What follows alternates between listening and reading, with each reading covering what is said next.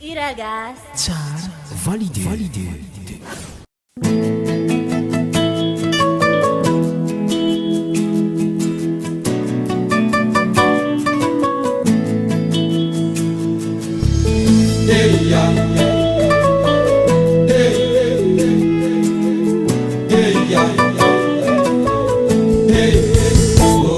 Oriano, sami antso titsimba mamaly pambola maninonary. Oriano, tatakany vava rerakany saina nefa tsy mba mitaraina. Fa mitsetsin'inona loatra ny sofinareo no tsy maheno tany miotsaka. No de varina mandrevirevy eo ambony ranopotaka. Mahatonga vasaina amizay fa mampalahelo anakay.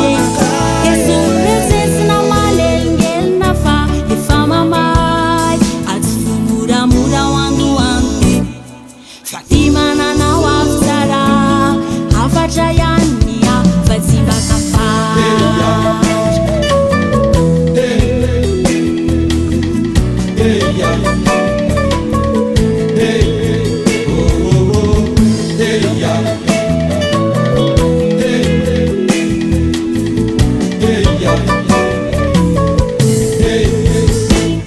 Oriano, fatotoka mamy efa lany daty no mba fisotronareo. Oriano, finona artisy giara tsisy marika zay trotroanareo. Fa mitapininona loatra ny masonareo no tsy mahita izay izorana. No de varina manisakapa manisakitana sy volana. Mahatonga vasaina amizay fa mampalahelo anakay. Esoretsetsina malelongelona fa efa mamay.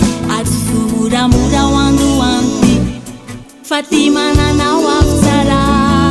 Afatra ihany ny fa tsy mbakafary. Zandry zokeo zay mahita mba mijery zay tsy mijery miaina ary zay tsy mandre mba mitehaka. Rehefa tsy hitehaka ianao sady tsy andiny tsy anosinjery rangah de dégagé sa ahoana hoy ihany mampalahelo anakah.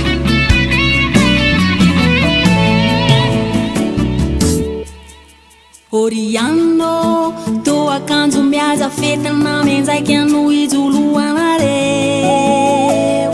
Oriano, nefa totakely sy ny aro-pôsy ny kandra mba ataonareo.